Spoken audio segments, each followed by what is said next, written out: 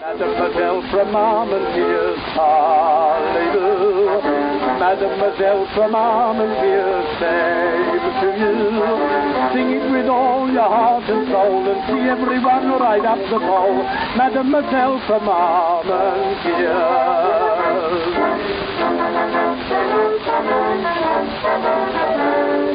Sandy Mossad from Glasgow town, he put on his kilts one day, down with the blinding spray. Ladies and gentlemen, good evening, and thank you very much for coming. Welcome to this evening's session in the First World War Centenary Lecture Series at the University of Wolverhampton, sponsored by the Western Front Association, hence, among other things, the camera recording this, and this evening's talk and others will eventually end up on the Western Front Association website.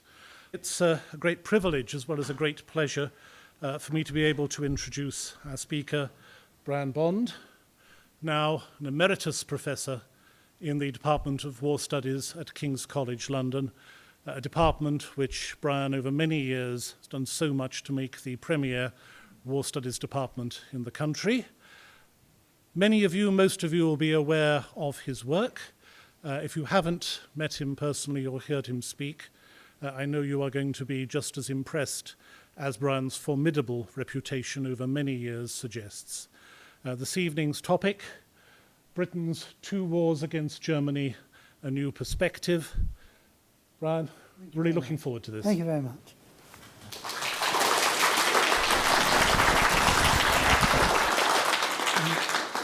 I've written a book called Britain's Two World Wars Against Germany, Myths, and the Cambridge University Press have added a rather long subtitle of Myths, Memory, and the Distortions of Hindsight. It should have been published several months ago, but I'm assured it is coming out this month.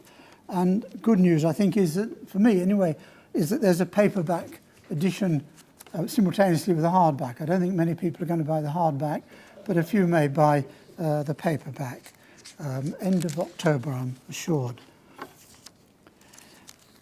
There are just one or two people in the audience who have heard my opening remarks I'm going to make now, but please forgive me. I was prompted to write the book 2 or 3 years ago because I kept seeing really crazy, silly, ignorant remarks about the First World War, and I'm sure you could all add to the number I've got. And I jotted a few down, and they're an appendix to the book, and of course one could have added many more. So forgive me that 2 or 3 of you heard this.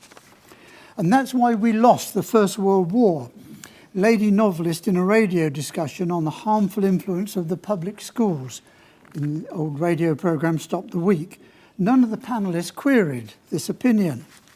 Quotation, watching Field Marshal Haig up a ladder, steering more Tommies towards senseless slaughter, you're inclined to laugh in disbelief. Review of Oh What a Lovely War, as performed in Newcastle. We are still defined by that pointless war, Simon Heffer in the Sunday Telegraph. That article particularly infuriated me. The worst war that ever happened, review of television presentation of Birdsong in the Telegraph. Here's one for football lovers. Arsenal imploded at Newcastle, while Field Marshal Haig also failed to produce a Plan B. Captioned a photograph and a report by Brian Moore, Sunday Telegraph in 2011. Another quotation. It was suicide warfare by 19th century armies equipped with 20th century weapons. If it weren't for the Americans plunging in, the war would have been won by Germany. Yet all the leaders, Wilson, Lloyd George, Clemenceau, not to mention that arch-criminal Haig, should have been shot in the back as cowards who had sent young men to die for dulce et decorum est. Tarky, you might gather, in The Spectator, early in 2012.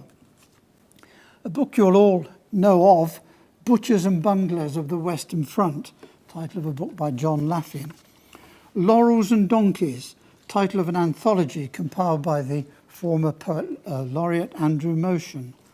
Another quotation, to me these soldiers in the First World War were sent off like cattle. It was senseless. This wasn't a Hitler war. It wasn't about Britain's survival.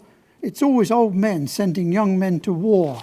Michael Morpurgo, author of War Horse, interviewed, reported in the Daily Telegraph in 2012. The last one. Gargantuan imbecility. Interview with the cast of Blackadder, in which Rowan Atkinson is quoted as saying, "It is very difficult to exaggerate the absurdity and horror of the First World War. It may sound ridiculous for someone to face a court-martial for shooting a pigeon, but madder things happened in reality. Towards the end of the war, 30 soldiers were court-martialed and shot in France by our own side for not wearing a hat in the trenches." Daily Telegraph Television Review in October 12. And I've had a few brief comments. I'll keep them brief. These and numerous similar comments suggest that many prominent individuals are willing to make public pronouncements on distant historical events about which they have strong feelings but limited knowledge. Now, a couple of quotations that I think encapsulate popular views of Britain's role in the two world wars, because I've tried to make this comparison, as you gathered. Quotation. "The First World War was not really about anything, or not about anything important. The Second World War was about national survival at home and the defeat of a vile tyranny abroad. The First World War was hopelessly mismanaged by incompetent generals, whereas the Second World War generals understood technology and fought wars of manoeuvre that avoided heavy casualties." And the other opening quotation, "The outcome of the First World War was futile, making another war inevitable. The outcome of the second, sanctified by the discovery of the Nazi death camps, was not only a military but also a moral triumph. As for the experience of combat, the First World War, always described as fought in the horror of the trenches, was depicted as an unending hell on earth, whereas the Second World War was thought to be much easier because, one assumes, it was more mobile. Curiously, as Gary Sheffield has shown, I'm sorry he can't be here tonight, as Gary has shown, soldiers in the Second World War, quite a few he quotes, accepted and perpetuated this contrast, i.e. whatever their sufferings, they could not compare with their fathers, what their fathers had gone through on the Western Front. Now, I do not seek completely to reverse the myth of First World War very bad, Second World War very good, but rather to argue that Britain's role in both world wars has been distorted in hindsight. In particular, military historians, many of them, well, several of them here, military historians have exploded many myths about the First World War over the past 30 years or so, but their revision has not made very much impression on the popular media, which continues to be obsessed by the notions of lions led by donkeys and butchers and bunglers. The very late recollections of the last veterans, and especially Harry Patch, have not helped. The huge popularity of the entertaining fast Blackadder would not be possible without these deep-rooted beliefs. The First World War already had a bad reputation in the 1930s due to the unprecedented scale of British losses and disappointment, of course, with the outcome, both in home and international affairs.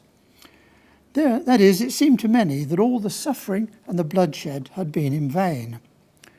Whether the literary works of a few disenchanted writers and war poets truly represented national reactions to the war may be doubted, and I doubt it. But they have since, and especially from the 1960s, been taken on trust and enshrined in a powerful myth. We ought to know by now, thanks to the publications of Hugh Cecil, Rosa Bracco and many others, that the most widely read books in the interwar periods were middlebrow literature, which continued to be mainly positive, patriotic and reassuring. But most of that literature is now largely forgotten. But also, we've always known that the public responded readily, more so than many of the political leaders, to the renewed challenge from Germany in the 1930s. So they weren't all disenchanted to any great degree.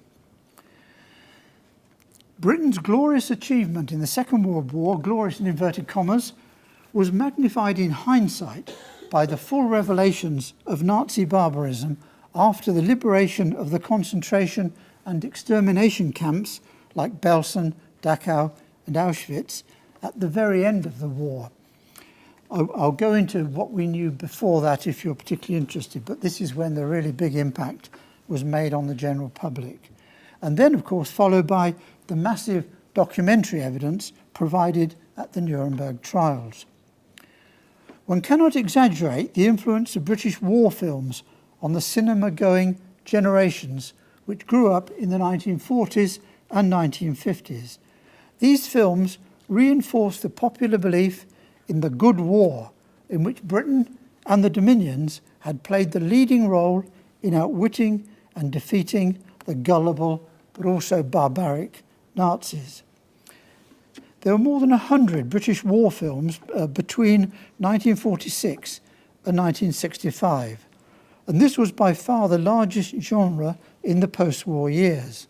For example, 8 were listed as top earners in 1958 alone. And just to jog your memories, I'll just read out some of those films. In 1955, we had the top earner was The Dam Busters, then Above Us the Waves, The Sea Shall Not Have Them, The Colditz Story, and Cockleshell Heroes. 1958, the peak of 14 British war films, Bridge over the River Kwai, the top seller, Dunkirk, the second, Battle of the V1s, Ice Cold in Alex, Camp on Blood Island, Sea of Sand. There may have been others, but this will jog your memories, I'm sure.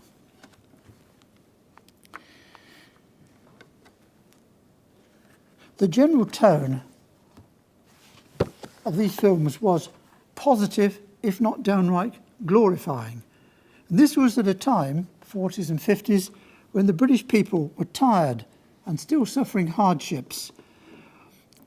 These war films, they were a sort of ego boost and a reminder of national greatness. This was particularly necessary since the defeated nations, Germany and Japan, were already forging ahead economically. It must be stressed, and I'm sure you've all gathered this, that these were British films about Britain's war. Of her allies, only the Dominions forces and the Poles got much of a look in. The American role in the European theatre was largely ignored, as was the British role by the American filmmakers. Nothing is new. More seriously, the Soviet Union's role on the Eastern Front, now recognised as the main cause of the Wehrmacht's defeat, was hardly mentioned, due of course to the onset of the Cold War and shocking revelations about the regime, about the neglect of the Polish Rising, the destruction of Warsaw, and not least the Katyn massacre, which we had to believe for propaganda purposes was the work of the Germans and not of our gallant allies. Another influence, there could be others, but these are the two I highlight. Another influence on the shaping of the British people's view of the Second World War, which cannot be overstressed, is Churchill's extraordinary promotion of his own colossal role. First as statesman strategist, and then, very promptly, as magisterial historian. Churchill's The Second World War appeared in 6 large volumes between 1948 and 1954. The book version was published in 15 different countries in 11 languages, with extracts appearing in newspapers and journals in at least 40 countries. Moreover, Churchill's work gained the stamp of authenticity through his privileged use of official documents which no other independent scholar could hope to inspect, let alone publish, for another generation. As David Reynolds has shown in his outstanding study In Command of History, Churchill very skillfully and ruthlessly accentuated his own personal achievement in leading the British people to their brilliant victory. The sharp contrast in the popular view of Britain's role in the 2 world wars is now determined in large part by comparative casualty statistics, And I think that has been true of much of the literature published in the last few months. Not entirely, but quite a lot. Britain suffered some 750,000, mainly military, deaths in the First World War, as against less than half that figure in the Second. But as John Terraine pointed out a generation ago, in the First World War, Britain fought the whole of the first great industrial war of mass armies on the principal, i.e. Western Front, against the outstanding military power of the day, the German Empire. By contrast, in what seemed a disaster at the time, but on a longer view may be deemed a blessing in disguise, British forces were expelled from Western Europe in June 1940 and did not return until precisely 4 years later, June 1944. By the latter date, the United States was a powerful ally, outstripping Britain in war production and military manpower, and taking over the command, of course, soon after the D-Day operations, while the Red Army was advancing inexorably on the Eastern Front. Britain's campaigns outside Western Europe, especially in North Africa, Italy and Burma, were far from irrelevant to Britain. I would stress that. Far from irrelevant to Britain, but they were peripheral and on a very small scale compared with the Eastern Front, where at a peak some 200 Wehrmacht divisions were deployed and smashed by twice their number, 400 divisions.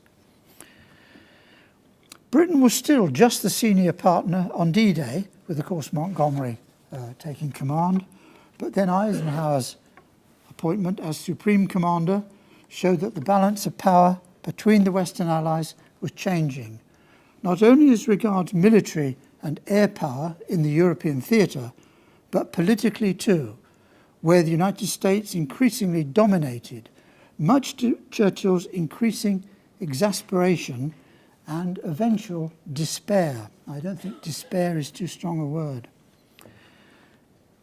I must add, as regards comparative casualties, and this audience surely knows all this, Britain's civilian population, her merchant seamen and sailors, and not least air crew, some more than 55,000 lost in Bomber Command, Britain suffered much greater losses in these respects than in the First World War, though of course overall the First World War casualties were still higher. As a brief aside, though I have a chapter on this which I'm fairly pleased with, the sphere in which Britain did continue to make a vital contribution to victory was in the strategic air offensive against Germany. This ought to be self-evident, but practical achievements have now been largely subordinated to moral criticisms and misgivings, though I think to some extent the opinion is moving towards a higher estimation of Bomber Command, particularly with the opening of the memorial in Green Park. I don't wish to pursue this issue today, though I will do it if necessary, but merely to suggest that it illustrates the enormous and perhaps unbridgeable gulf which can exist between what is experienced at the time and what is believed 60 years later.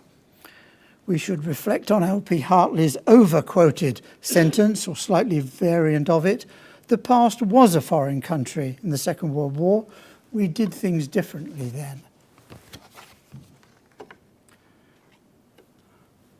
Seems to me that the study of strategy and national defence policy have always been minority interests in Britain, and that does seem to be true of a good deal of the books that have been coming out in the last few months, not all of them, but a lot, underplaying strategy and policy. But even in the First World War, it was much easier to motivate the public in 1914 by propaganda, largely justified, about gallant little Belgium and, of course, the influx of Belgian refugees, and by German atrocities in Belgium and in France. Better that than by trying to justify Britain's strategic interest in the Low Countries and the Channel Coast. Today, I suggest there's even more media interest in casualties and combat conditions than more complex issues of national strategic interests. Clearly, as in the case of the First World War, if you initially focus on dreadful conditions and heavy casualties and don't make it very clear what the war was about, then it's easy to imply that the war was too costly or not worth fighting.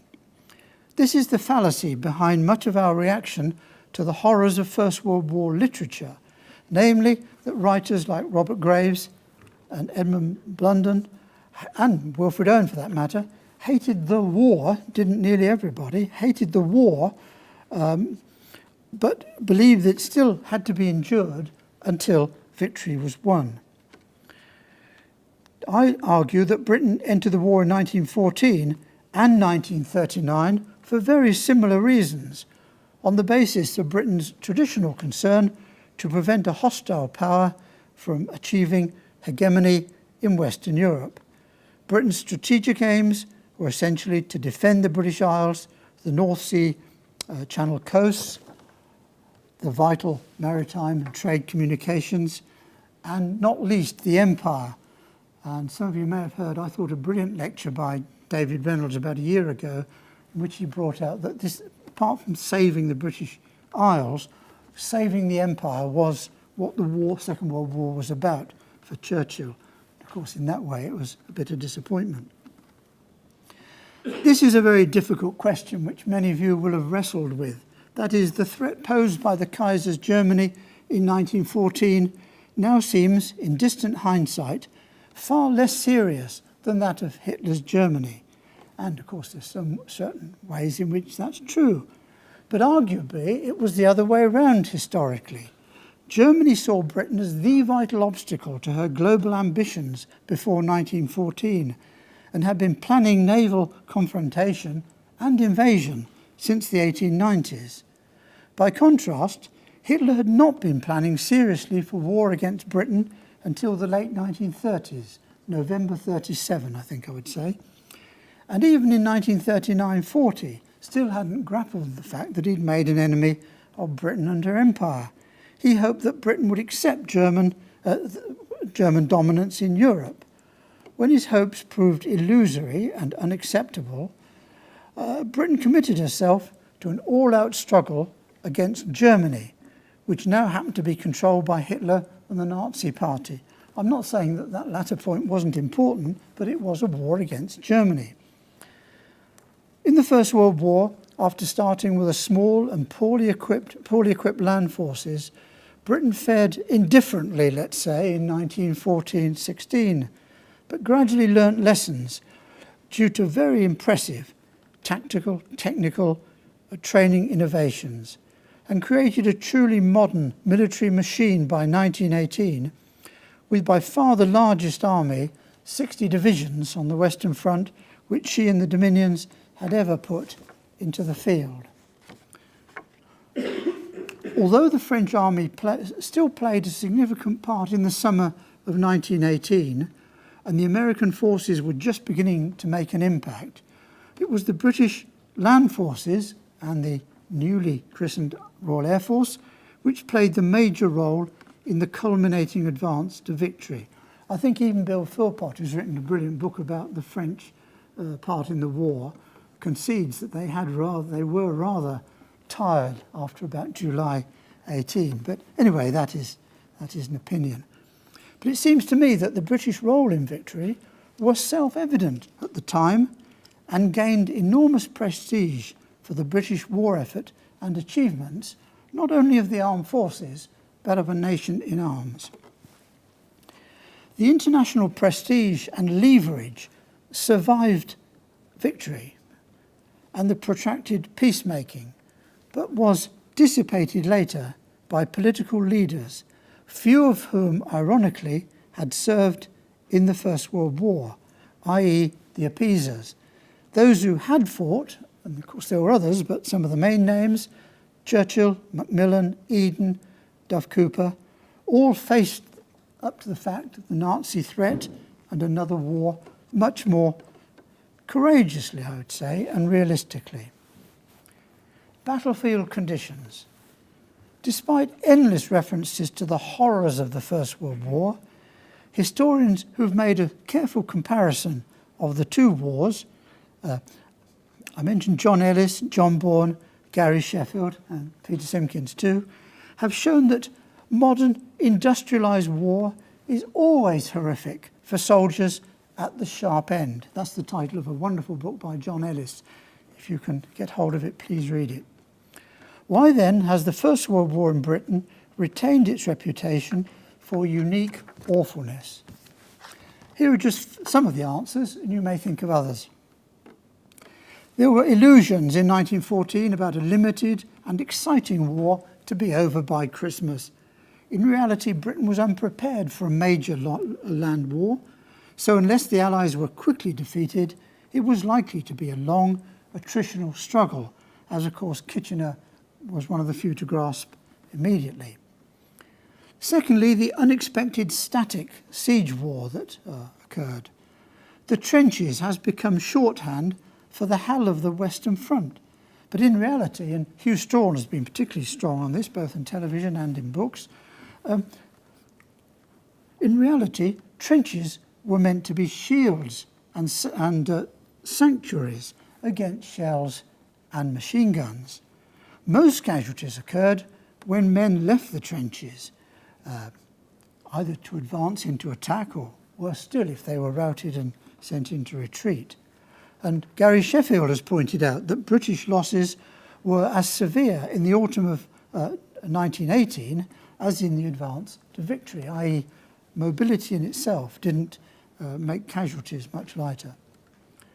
Then thirdly, there were very heavy losses and a failure to deliver a knockout blow in what seemed to be an unending war. Victory on the Western Front only began to seem possible in August 1918, and very few statesmen, perhaps one exception, even thought the war could be ended in 1919, maybe 1920. Here Haig was ahead of the politicians. Began to seem possible in August 1918, whereas in the Second World War, I would put to you that Germany faced unavoidable defeat from about the early months of 1943, but of course would not accept it. Popular representations have given a distorted view of the Western Front. The main experience for most soldiers was boredom, endless marching, drilling, parades, fatigues, lack of sleep, with occasional episodes of extreme fear and danger. In an army rising to 2 million, a high proportion of troops never served anywhere near the front line. It's a huge popular misconception, also, even more serious, was that troops were herded into the trenches en masse and kept there for weeks or months without a break. The reality was more complex, but in general, for obvious reasons you can all imagine, duty in the very front line would be 3 or 4 days, then in the next line of trenches, and then in reserve. I can elaborate on this if you like, but I would recommend a very good book that I think is still in paperback, Dennis Winter's Death's Men, and he gives a very graphic account of what soldiering was like at all levels, and particularly good on what I'm talking about, the nature of time in the trenches. There are other people like Charles Carrington in the Subaltern's War. Now, he was a lieutenant, but he actually kept a diary for 1916.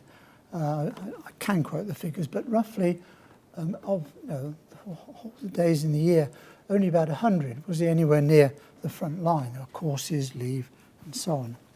I don't want to play down this too much because some units had a very bad deal and were repeatedly sent into the front line, and those who perhaps proved themselves as elite units thereby suffered because they relied upon extensively. But in the book I've quoted some regiments that were very lucky and went through a whole year on the Western Front without casualties. Hard to believe, but it's true.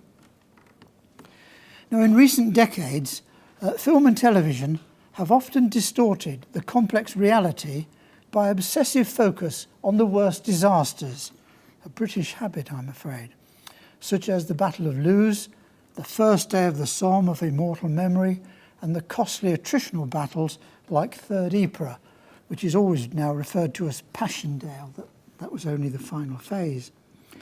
We might note that the Ypres battle area in September 1917 was generally hot and dusty, but no one wants to know that because it interferes with the image. And that was, of course, when Plumer made several significant advances before the terrible weather set in again.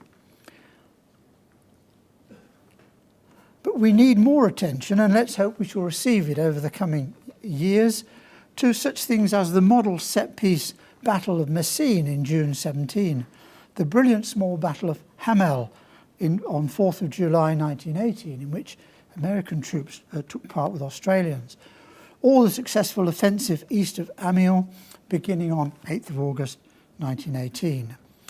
This, in the early episode of Downton Abbey, this victorious advance at Amiens was shown as though it was the first day of the Somme. And when I mention that to people who know about it, like Gary Sheffield, they'd also spot, probably Peter, you may have seen that too. In other words, if you're going to show the Western Front, it has to be the first day of the Somme, because that's what we have a good image for. Another aspect which is seldom made clear is that the nature of war on the Western Front was transformed between 1914 and 1918. This huge transformation, the subject of many books and works and other works now, of course, is mainly of interest to scholars and to scholars, historians and soldiers. And it's not surprising that people who wrote the most vivid memoirs, Graves, Sassoon and company, either didn't know about or really weren't much interested in whether we got a superior artillery pattern or whether our guns were firing more accurately and so on. We shouldn't expect them from them, but we should be aware of this enormous change that took place in warfare as a whole.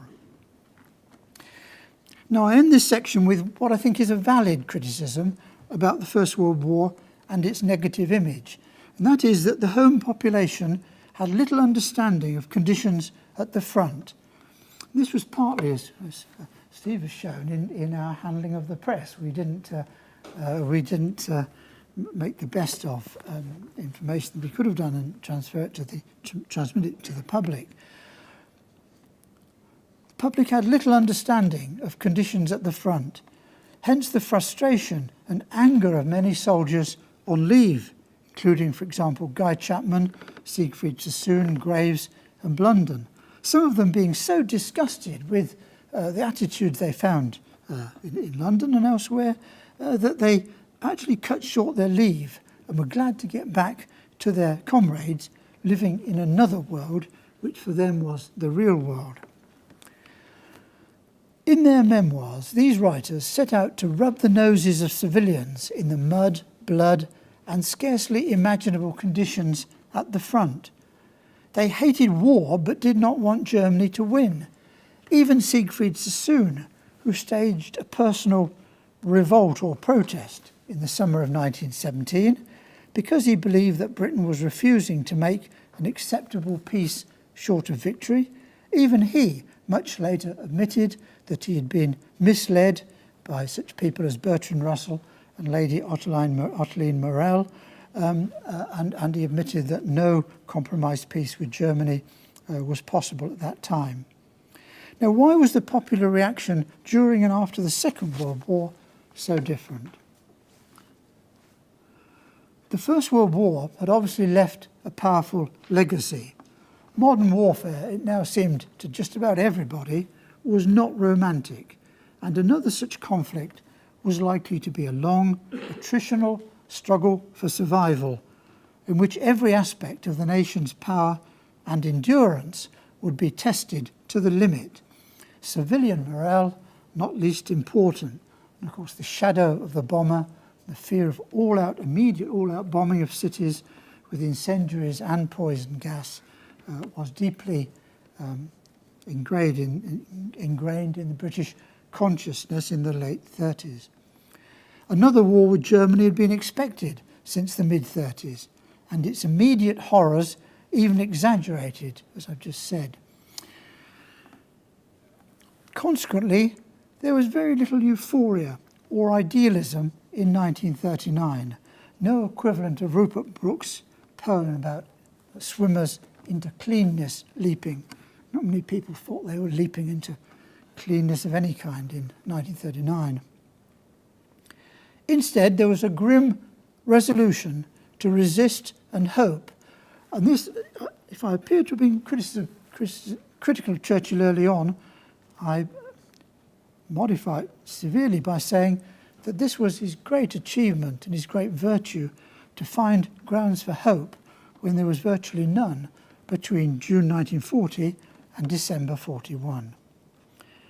Britain suffered a series of demoralising defeats in the Second World War, including, as you'll all know, Norway, Greece, Crete, Tobruk, and above all, for its national impact on the national psyche, Singapore.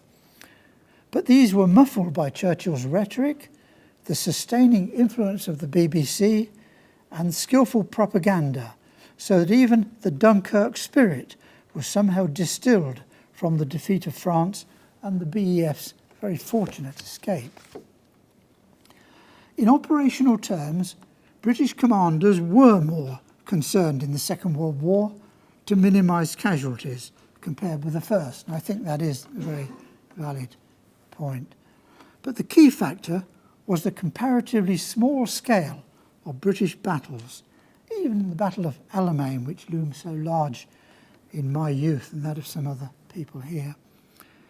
Also important to note was the greatly extended tail, the logistic support of the support services to keep a reduced proportion of combat infantry at the front. That is, in the Second World War, a division of some 17,000 men, of them only maybe 4,000 carried a rifle and bayonet. Others might be forced into action in emergencies, but that was the rough divisional slice. Finally, as you'll all know, on casualties and why there were fewer in the Second World War, a very important point that there was much better medical supplies and medical treatment in the battle zone. And in the latter half of the war, evacuation transport, especially by air as routine, saved many seriously wounded who would, I would say thousands, who would have died in the First World War.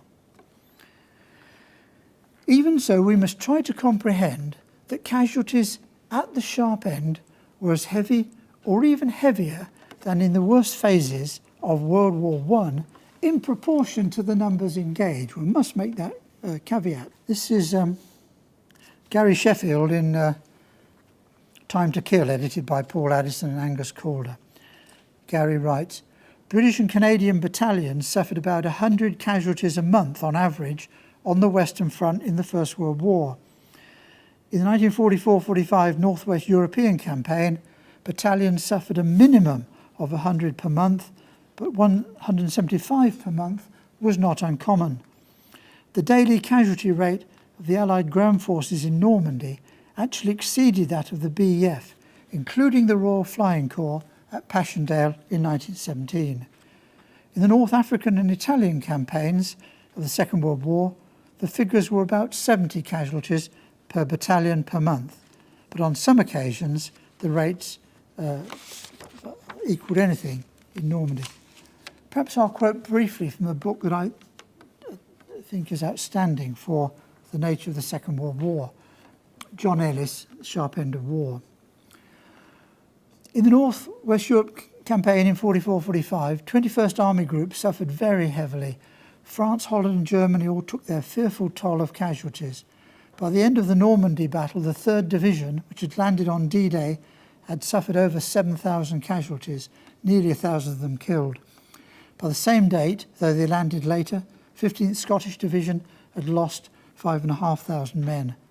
Of the 52 officers killed, 43 were from the 9 infantry battalions. A single battalion of the 51st Highland Division lost 44 officers in a mere 7 weeks' fighting.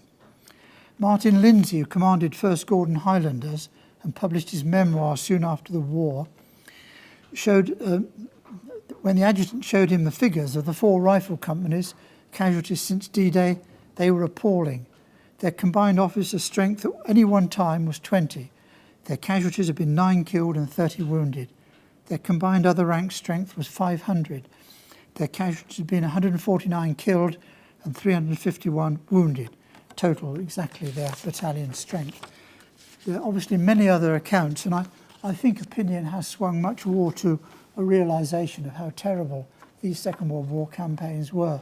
But there is a certain amount of lingering belief that because it was more mobile, or appeared to be, and because our casualties were lower, it was somehow cushy, or at least not all that bad. It was appalling, as these accounts show.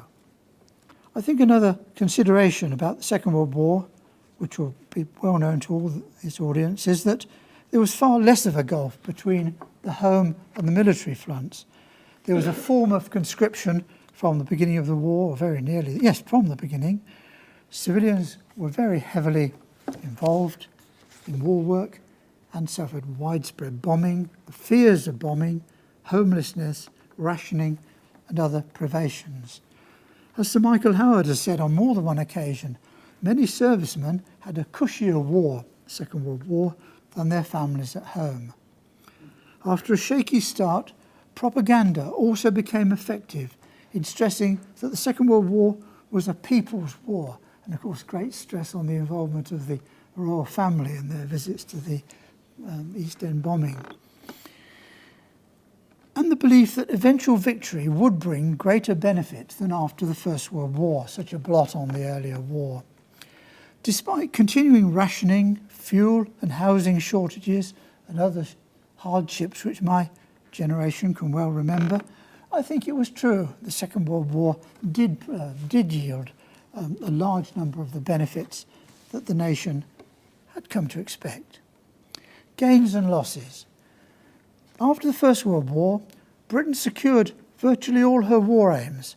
France and Belgium were liberated, and France recovered Alsace-Lorraine, lost to Germany in 1871. France also secured a demilitarised Rhineland buffer zone, which provided a shield against German attack. German naval and air power was destroyed, and her army limited to 100,000 men. Her forces were not capable, well into the 30s, of taking on Poland.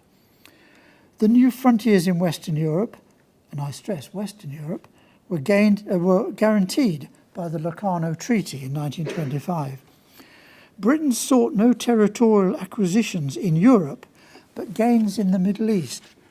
They don't look much like gains anymore today, but gains in the Middle East enlarged her empire to its greatest extent. These terms reflected Britain's military might, strong only at sea in 1914, but hugely expanded in the army and the air force by 1918.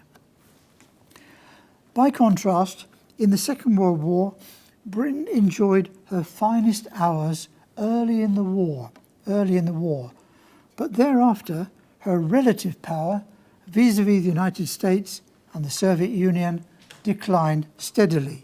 We all know this, surely. Britain ended, and this is Max Hastings' phrase, and I've been very critical of Max Hastings in the book, so this is one place where I pay tribute to him. Hastings used the phrase, in 1945, Britain ended on the winning side, but with her industrial and financial bases severely weakened and her hold on the empire fatally undermined. Churchill fought valiantly but in vain to secure Britain's interests in Europe. Britain did not even achieve her initial reason for going to war, namely the restoration of a free, independent Poland. It soon became clear that Britain and the United States had defeated one terrible tyranny, only to see it replaced by another in Central and Eastern Europe.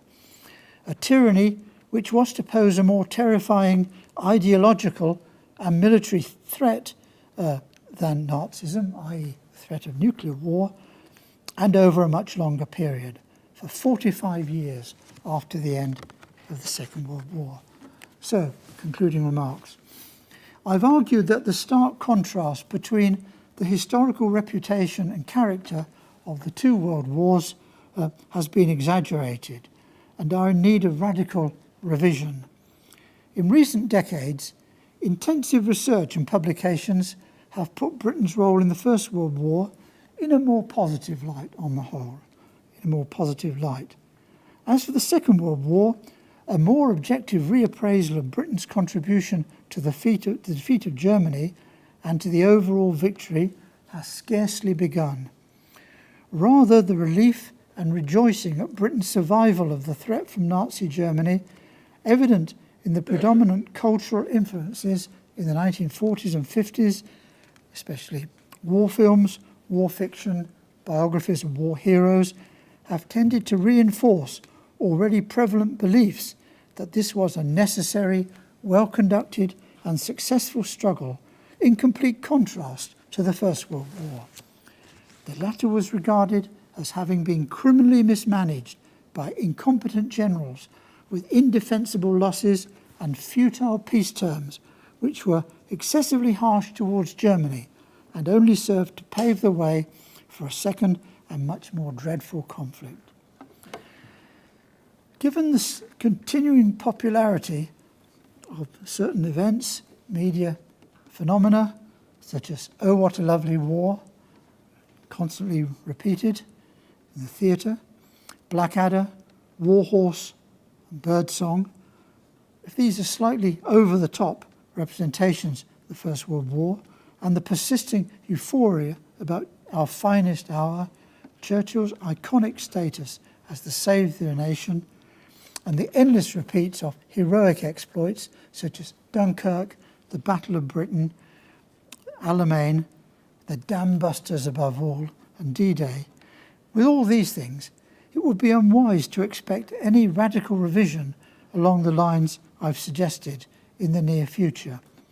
Nevertheless, a century after the outbreak of war in 1914, I hope that these sharply contrasting beliefs about the two world wars will at least be widely debated. Thank you very much.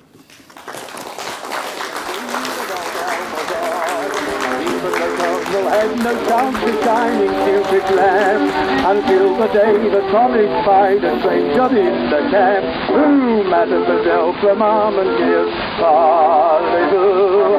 Mademoiselle from Armentières, same to you. Sing it with all your heart and soul and see everyone right out of the pole. Mademoiselle from Armentières.